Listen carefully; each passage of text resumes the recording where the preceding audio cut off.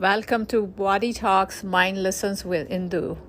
Are you ready to hear real life stories from around the world how Body Talk system has helped heal trauma and brought vitality back to life?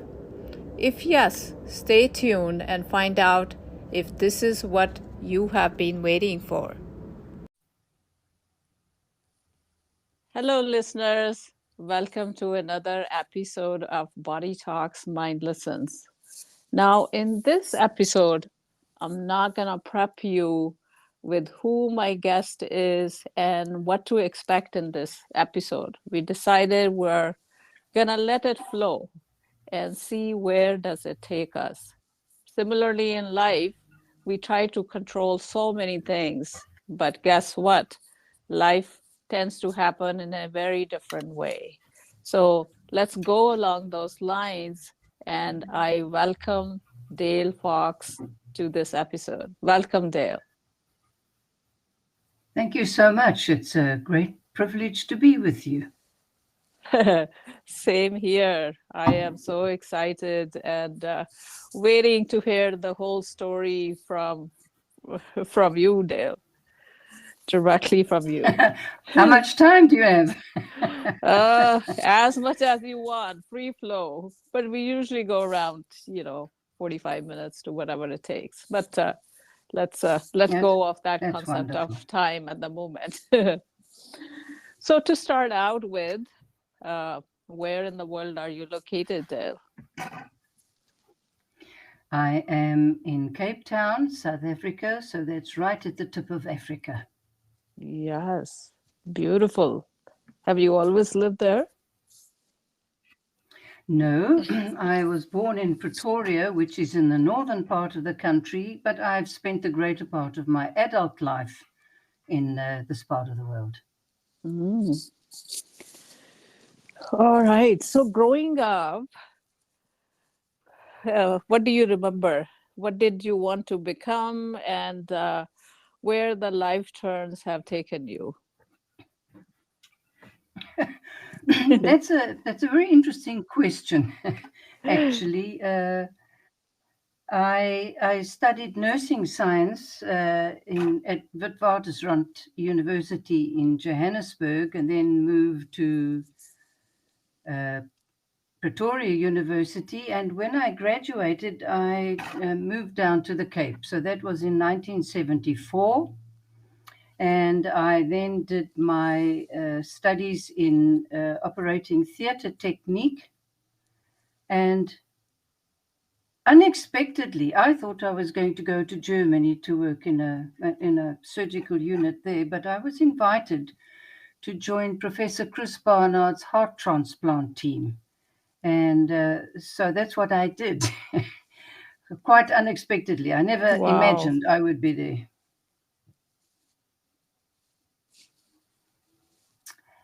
And it was a profound time in my life, because that's when I got to understand that there's so much more that we don't even realize. We didn't only do heart transplants, we did cardiothoracic surgery, and very often, to our best intents and purposes, every single thing that could go wrong went wrong. But somehow the patient recovered.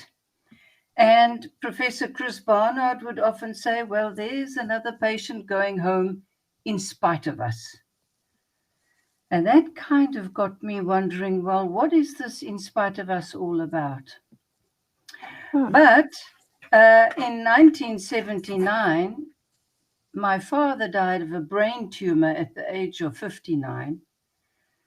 And he had steel and engineering business back in Pretoria, and there was no one to run it.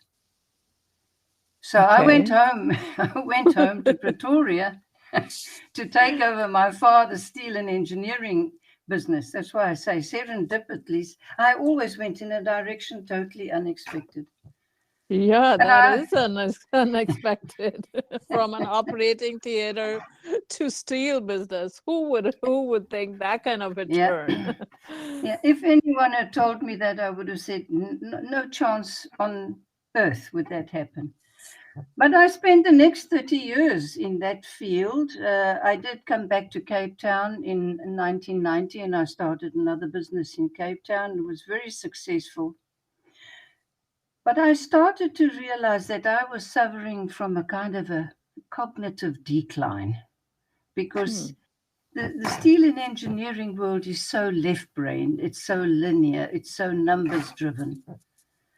And in 1998, I thought, well, I better go back to university and do something because I can't stand this any longer. And so I did my degrees in psychology and I specialized in Jungian psychology. And that was Hmm. another serendipitous or synchronous moment because I never dreamed that by 2004 I would be dragged kicking and screaming to a course called Mindscape. And that was the next big change in my life. And so I did Mindscape in 2004, and by 2008, I was teaching Mindscape, which I am still doing with great joy. That's my passion. So hold on, before you go any further, let's you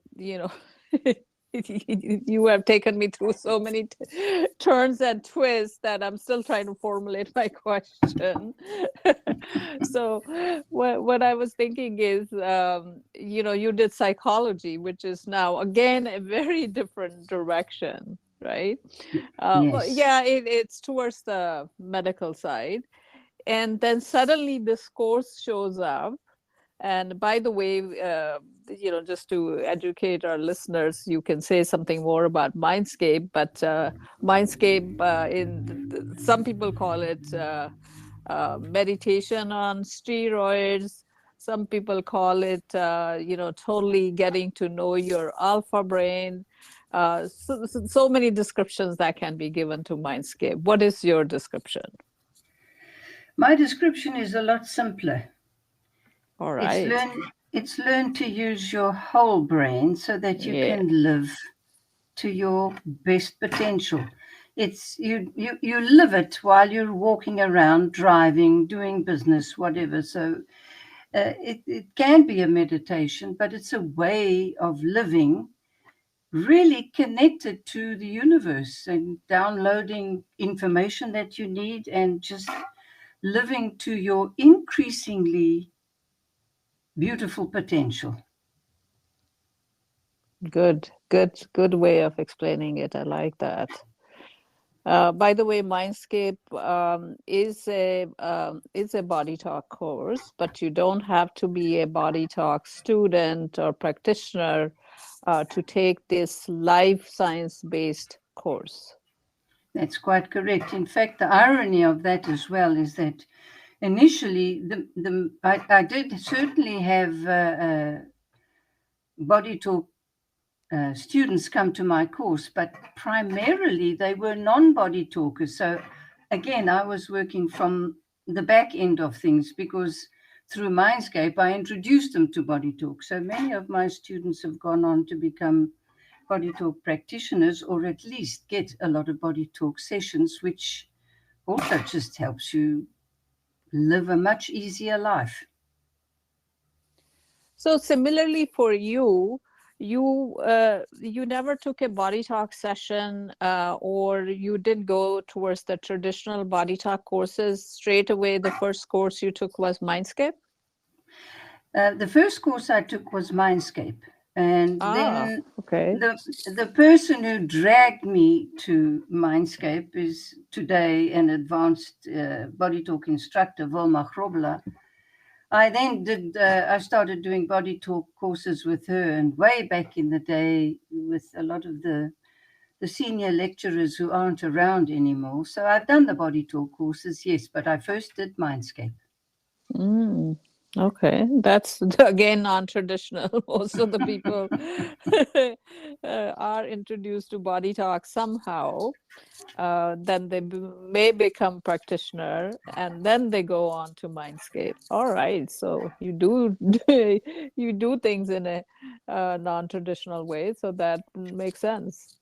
Actually, I think it makes sense to do Mindscape first, because then body talk is so much easier to learn, because the tools that you learn in Mindscape, especially relating to studying and shifting your consciousness, make body talk a lot easier. So I guess, although it was the back way around, it worked. I now totally agree with you because I did something very difficult for myself. There must be some belief system that makes me do things in a difficult way. But, I became a body talk practitioner while I was still doing a left brain job of engineering, right? Eventually, I wanted to practice body talk and honestly had quite a bit of difficulty really letting go of my left brain until I took Mindscape. So Mm. now that, hindsight, I agree with you that Mindscape should be a requirement for anybody who wants to go towards body talk, whether you want to go to body talk or not, right? So it's a life skill that is It worth is. acquiring. Yes, Absolutely. Absolutely. got it. Got it. And then where did you go from uh, taking the Mindscape course? Right away, you said, I need to teach this. So, Well, actually, I was still in the steel and engineering world when I took Mindscape, and I decided I needed to get out of that world, because it's, you've been in engineering, so I needn't talk about the pressures there. But it did certainly help me with my business. And when I did my first Mindscape course, incidentally, Chris Attard was my instructor, and it was the very first Mindscape course in South Africa. I decided there and then, I think I'm going to teach this. And so I applied to teach it, and I was accepted. And by 2008, I was teaching Mindscape. I sold my steel and engineering business, and I opened a practice. I don't.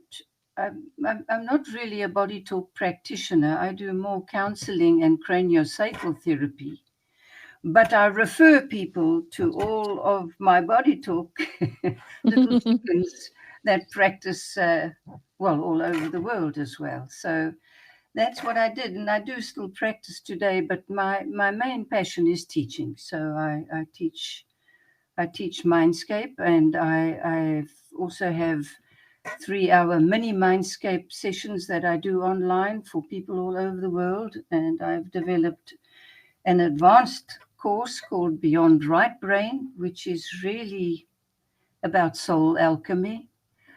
I've also developed a course called Nature's Language, which is about communicating with and treating plants and animals, because the large bulk of my work is with humans and their animals. And I think that also stems back from the cardiac days, because I was also involved in a lot of the research there. And you may or may not be aware, but animal research is part of medicine. So I learned a lot from the animals then, and that also pushed me in a direction that I never expected to be in. so say, elaborate more on the animal research. Well, um, this is always an emotive topic, Indu, Hmm. but we could not be doing what we are doing in medicine today without research. And if we go back to the 70s, uh, Professor Chris Barnard was a very innovative man, and we were a very innovative team. And a lot of the cardiothoracic, especially cardiac work that's done today, is because of research. So we did do surgical procedures on baboons and chimpanzees, Mm-hmm. exactly as if they were humans, to see whether we could do the kind of things that are being done today uh, as routine surgery. So yes, a lot of time was devoted to that. And a lot of, as I say, many people find this a very, let's say, controversial topic. But it was always done with great humanness. Really, they were treated like they were patients, and they were also allowed to. You couldn't ever really rehabilitate them, but they did go to sanctuaries where they could spend the rest of their lives in peace. And I actually learnt a lot of my own animal communication through working with the baboon sanctuary in the Karoo in the Cape, run by Dr. Peter Fraser and his wife Nola. So it was those animals that taught me the connectivity we have with universe through every single sentient being if we are willing to listen. Mm. And Mindscape and the other courses that I teach you how to listen. And we're so inundated with Google and technology, and I don't knock technology. It plays a very important role. But we have removed ourselves from the very essence of being natural. Very true. Yes, that is the wisdom that we are forgetting to live life.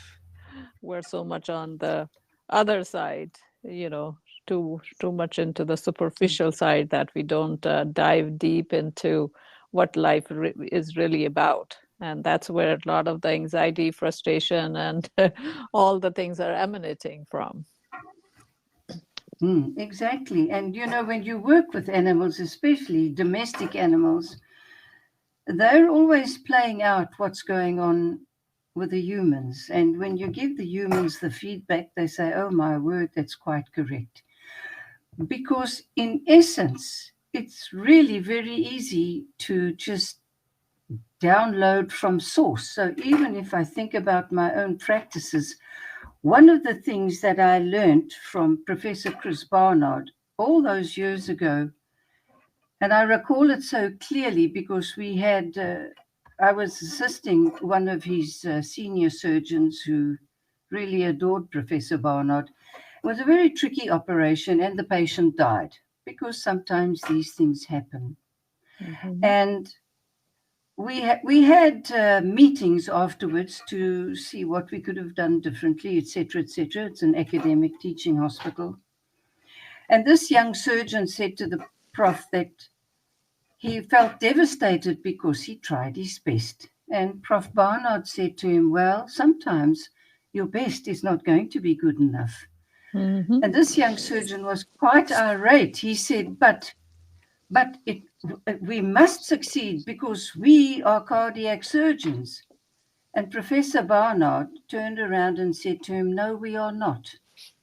We are the instruments in the hands of the cardiac surgeon. And that made me realize, even in my own practice, whether it be body talk, craniosacral therapy, Reiki, or whatever, we are simply conduits. We are not doing, we are being done. And so we're willing participants in universe's way of getting someone on your table or somewhere to be their own healer. And that makes it so much easier because you get yourself out of the way when you realize that we are the instruments in the major healer's hands. And I have been humbled so many times by the results that are happening not because of me, but because I'm a willing participant. Wow, beautifully said. In fact, you have said so many things. Uh, what you're saying is, first of all, there is that ego level where Mm, I did it. It's because of me. So the very first thing is getting that ego out of the way, and that's why I know, a lot of times people call body talk practitioners healers, and we need to avoid that the title, because that can lead to ego. I am doing it. So Exactly. then the second way of looking at, or second part, if I may summarize what I heard, is that all healing is self-healing. It is the body that decides when, where, how it's going to heal, as long as it is put in front of the right conduit and it is the right timing. Exactly. Exactly. And it is about that. But you know, Indu, you're quite right. The ego process is also part of the learning, because we all start off. I mean, when I was in the heart transplant team, I had an ego that was bigger than the whole of Groote Hospital, because I was Professor Chris Barnard's assistant. But as we grow and learn and work with things, if you're willing, you begin to realize that the ego is actually helping you learn. It's not something to be overcome. It's something that's wanting to move towards the light and take you with it. And then when you realize that you are only the healer of yourself, and as a practitioner, the person who has come to you, first of all, they're there because they must be there. And it's their choice as well, whether they work with the information you give them or not, because very often they expect to be fixed. And that's not what we do. We're not fixers. I'm not a mechanic. I am actually the spanner in the mechanic's hand. So, Yeah, well said, well said. Yeah, ego is definitely needed, but I like the way you described it, that use it to learn. Yeah, if we didn't have yeah, ego, then we will sit here and not do anything. So exactly. since we If you want to didn't have grow, ego, you would. yeah, yep, go ahead. Since I was going to say, if you don't have ego, you wouldn't even know whether you wanted to eat or not. Yes. So to define yourself, to nourish yourself, and then to learn, all of that is manifestation of ego. But the point is, don't stop there. Keep going and figure out what Mm, is the next part, which is, I kind of feel it is like a curve, that you go up on the left side of the curve and you acquire all this learning, knowledge, whatever you want to call it, and then you come down, where the ego has done its part, and now it gives you the fruit, and that's where you're humbled, and that's where you go to the other side, that you are doing things because you learned all of that, but at the same time it's not going to your head, you know. Now you have descended into mm. your heart. Do you agree? Yeah, I do, and that's beautifully put as well, because it is an up and down curve, and it's not always easy. You know, you get a couple of hidings along the way. Like a naughty child, you have to get a little bit of punishment to wake you up and make you realize, hang on, uh, it's this is not about me; it's about us. Hmm. So did you get some aha moment here and there, where all this, I will say, puzzle pieces came together, and you knew it all, or was it always inside you? And I'm Uh, just curious, that well, what was that kicking that happened or didn't happen? let's put it this way: it was always inside me, as it is in all of us, but we are sometimes too stubborn, Hmm. too reluctant to realize it. So the aha moments have been plenty. Uh, I am 71 years old, and so in hindsight is actually brilliant 2020 vision.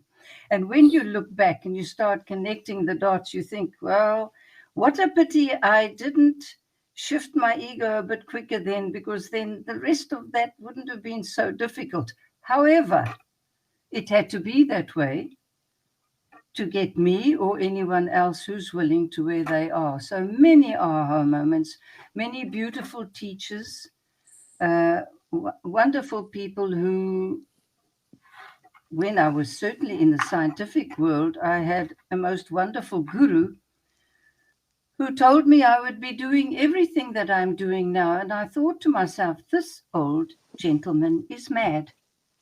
He's mad. Uh, but the ahas came, and I thought, oh, actually, that's what Maharaji told me. And not only him, many other teachers too have said this is because they clearly were doing the kind of stuff we do. They were just downloading information to pass on to who needed to hear it. But of course, we don't always want to hear it, do we? Yeah, exactly. Yeah, most of the time, our eyes, ears, we're just looking at the surface level. We're so scared to Mm, go deep and really see, really hear. And if I may give you a bit of my own kicking, it has always been kick in the butt. I get a pain in my mm, back, mm, and it tells me that there is a point of learning and you're missing something. Go learn. And that's how my mm. pain manifests, and that's how my pain goes away until the lesson comes through. So that's why I was wondering that maybe you had something like that, but I guess I may be even more stubborn than you. That's why I need some wake up call here and there, and that's where the turns come in.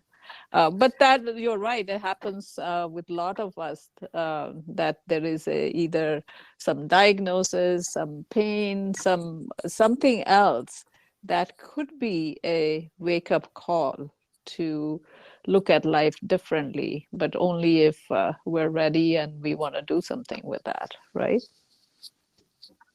And I agree with you. In fact, the subconscious mind can only make you aware of something you need to work with by bringing it to consciousness. And the only way that it can bring it to consciousness is by giving you a pain in the neck or a sore back or a crippled knee or a. So, from a body psychology point of view, the body does talk. Mm-hmm. And if the mind listens, the person who's traveling in the body, the soul that is traveling in this Rolls Royce we call a body, gets to realize that there's a message here that I need to attend to. And so I'm familiar with it. I've had many aches and pains over the years, many, many of them self inflicted as well. But even those self inflicted ones, there is still the subconscious mind is trying to tell you what the soul wants you to work with. So, yes, it's an interesting journey. Yeah, once you have those eyes that can view things from that perspective, it's just you can smile all the way. Yes. It's it's like even if it's a pain, so what? Mm, mm. That's what makes it interesting. Absolutely. And when I talk to my clients as well, if they come with a sore this or that or whatever, and I say, well, is this something you're struggling with? And they say, what are you, psychic? I say, no, it's got nothing to do with being psychic. It's the body has a common textbook for all of us. And if you learn to read the textbook, the messages are the same. The right knee or the left wrist or the whatever is primarily the same message, because actually we're all so similar in many ways. And one of the tragedies of the belief systems that we tap into is that they keep us apart from instead of a part of each other. And yes, It's sad in a way, but only us as individuals can change that and say, well, I want to be more a part of and less apart from. That's a choice. Absolutely. I like that the way you put it, that we have so much in common in terms of the origination of different things that happen to us.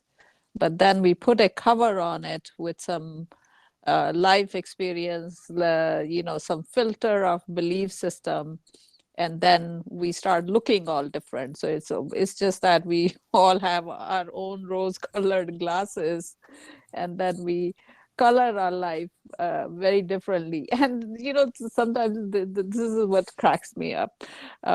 Somebody will start talking to you and say, I have this, and you will say, do you want to consider doing either body talk or something, something that that can wake you up, right? That can bring this to the consciousness level. And what cracks me up when people say, no, no, no, but my pain is different. And that's my clue that, okay, don't talk anymore. This person doesn't want Yeah, to be part of, we are all the same. And the poem, there is a common thing that you should start out with, and then you branch out and say, what more I am struggling with, you know. So I yeah, I like the way yeah. you describe things, Dale. You were really making me smile from ear to ear. Well, the thing is too, when they say my pain is different, it's it really is the little ego that just wants to be recognized as Mm. see me. And so my pain is different. I've got a sore right knee, and it's different to anybody else's sore right knee, especially from a consciousness point of view, is because I don't want to be like everybody else. I want to be recognized. I want to be seen. I want to be like a little child, when they're at the kids and they say, Mommy, Mommy, Mommy, watch me. And Mommy thinks, oh, yes, I'm watching you, darling. And Mommy, Mommy, watch me. I don't think it changes too much for many Mm. people as they become adults because they haven't dealt with that little voice that was never listened to or was ignored or was put down or was told it wasn't good enough or it was too stupid or it was whatever. And so it tries to find a way so then their pain will be different. Mine is different. Hmm. Yeah, this is the inner child that is talking. But I like the way you said it. Absolutely. Recognize that that's how we're trying to differentiate ourselves. I mean, the whole of our life.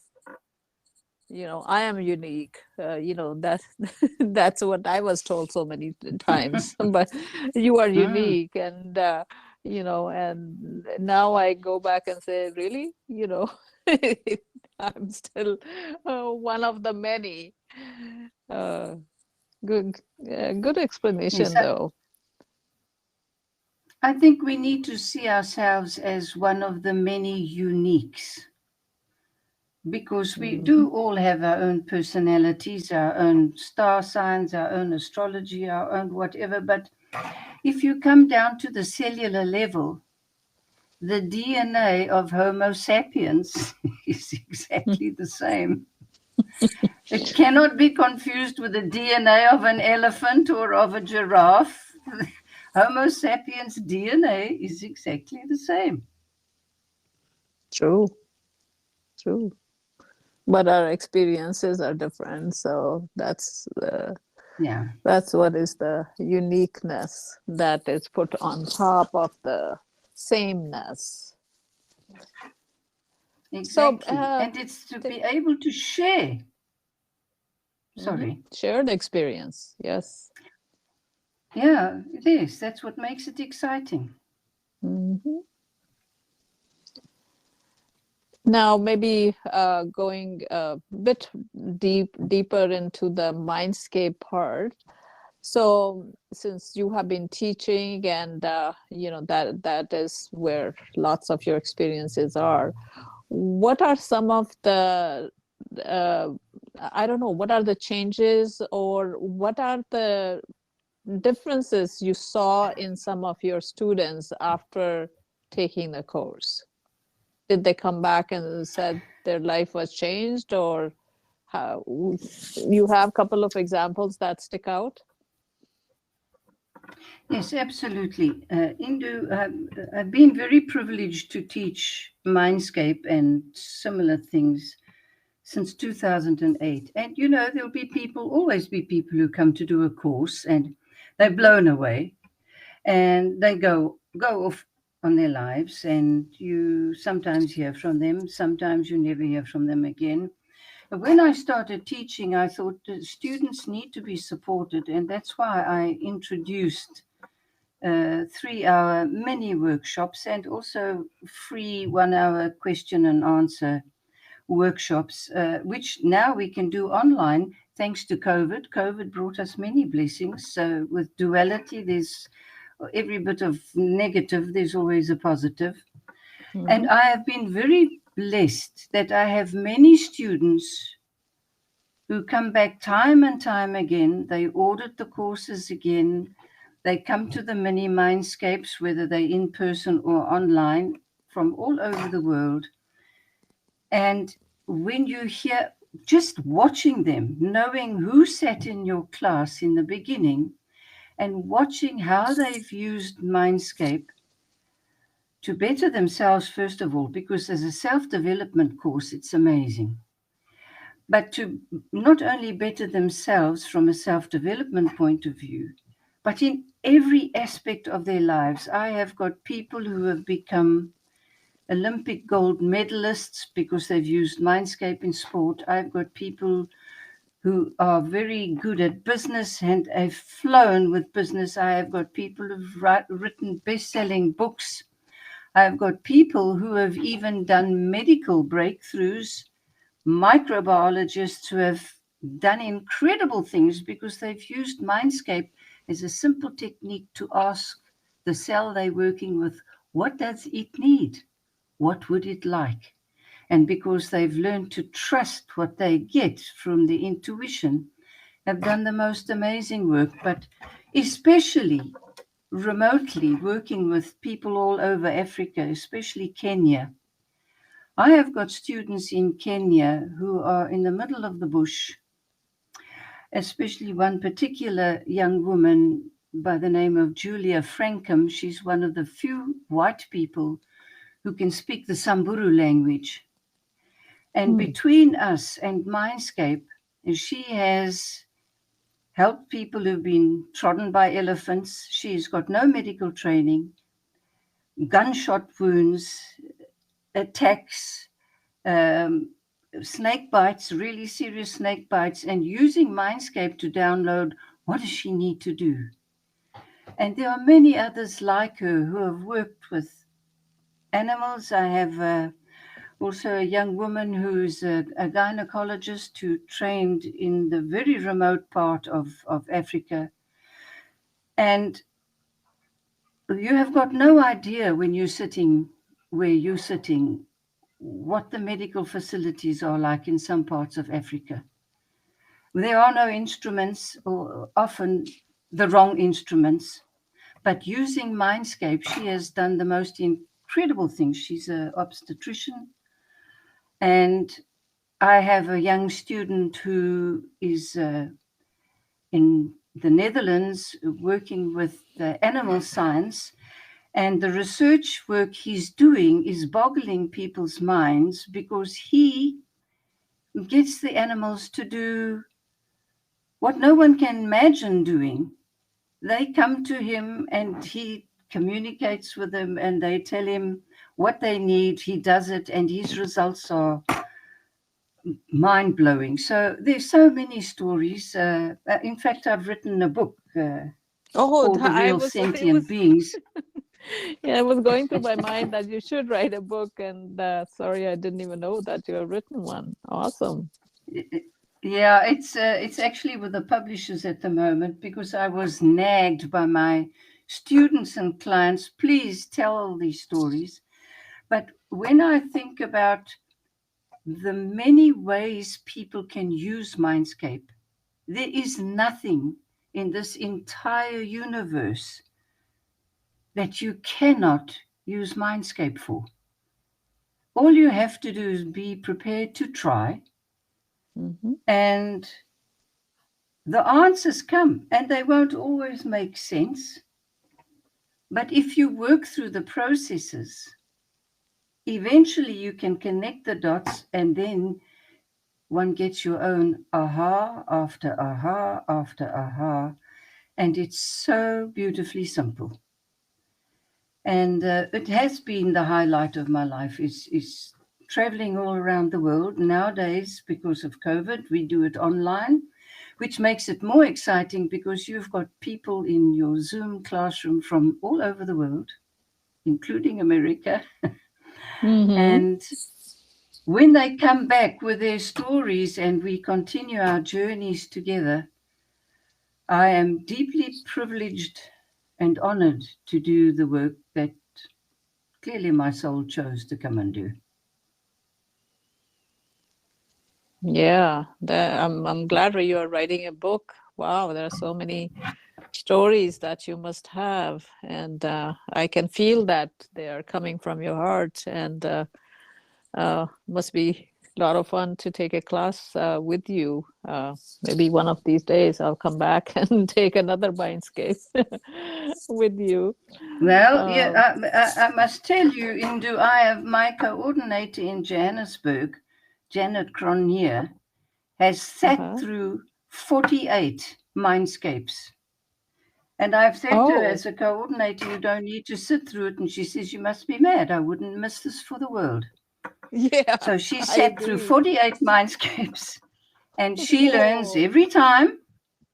And, you know, even when I teach it, I've taught, I cannot tell you how many courses I've taught, but I learn every time I teach it as well. Yeah, I can believe that. Yeah, it's an amazing course. I mean, it's hard to even describe in words. That's how I would say it. And lately, I've been thinking, why not corporate world been using it? So that's one of my Uh, dreams to take Mindscape to the corporate world because I was in corporate world and I suffered enough, right?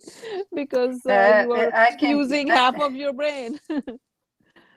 I can share this with you. I teach many corporate uh, Oh, okay. institutions. In fact, I had one of my students who came to do Mindscape, and he flew me to Durban, which is on the east coast of South Africa, to teach his entire staff.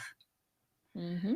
And I have several of those stories as well. Where the corporate head, the CEO, or whatever you want to call them, the boss decides, wait, Mm-hmm. wait, I Yep. can use this for my business. So, yes, I do a lot of that teaching as well, and people have spectacular results.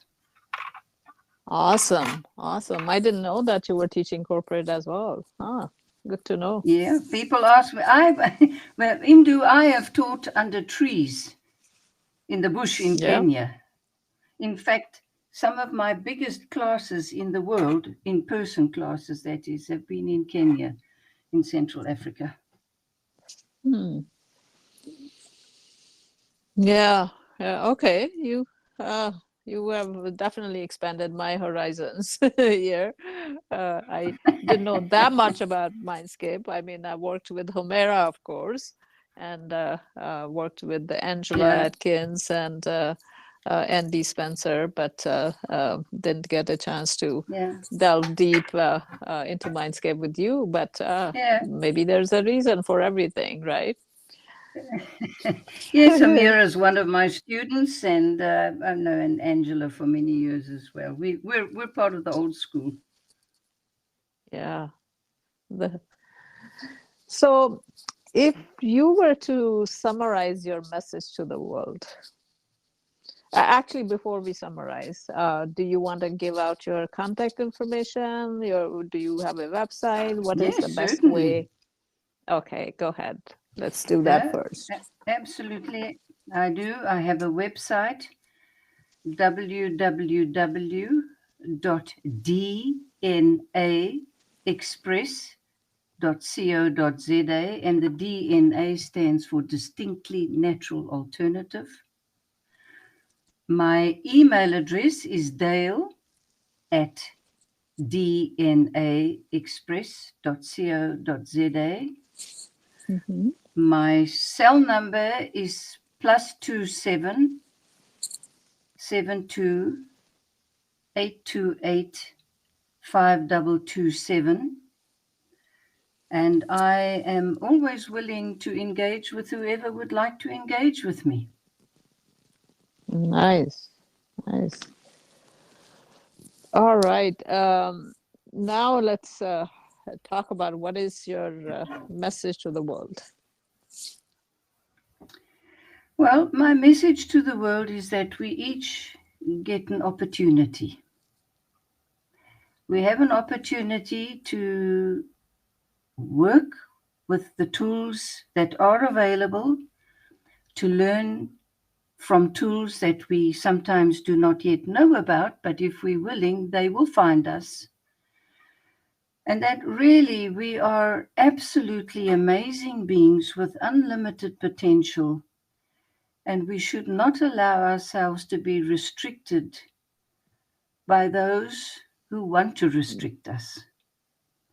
We need to realize that we are traveling in the most amazing vehicle called the human body, and that each and every one of us is connected to universe. And it's a little bit like the internet, I guess. You either want to use it to expand yourself or you want to sit in a cave and not. It is ultimately a choice. And choices can be changed. You can go down a road and think this isn't for me, but I need to find a road that is for me. So keep looking, because sooner or Mhm. later the road will find you. If you're prepared to look, the road will find you. And once you're on the road, it knows where it's going. And that's all you need to be bothered with. I love that analogy. Beautiful. Just be open and then ask the universe to help you. It will take you where Exactly. where you need to go. Absolutely Exactly. You beautiful. might not always like it, but you will Exactly. be where you need to go. Uh, what a pleasure it has been, Dale, talking to you, getting to know you, knowing your journey, and wow, what all you have done for the universe by teaching Mindscape. And if that doesn't inspire people, I don't know what what would. Uh, Absolutely beautiful. So, anyway, if And people have any questions for me, my email is indu at Body Talks Mind Lessons. So, exactly as Dale stated, if you let your body talk and you let your mind listens, that's where miracles happens, right? it's indeed, and it's been a great privilege and an honor chatting with you this evening. I'm deeply humbled, and I thank you for the opportunity. And I just wish you everything of the best, because what you're doing is equally important. Getting people to get in touch, and that's important. I appreciate that comment, Dale. Thank you very much. And it has been a total pleasure and privilege talking to you. And you take good care of yourself. All right. We'll talk again. Take care. Bye bye, Dale. Thank you.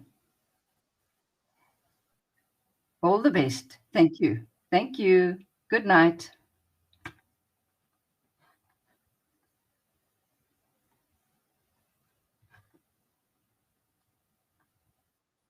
Goodbye. All the best.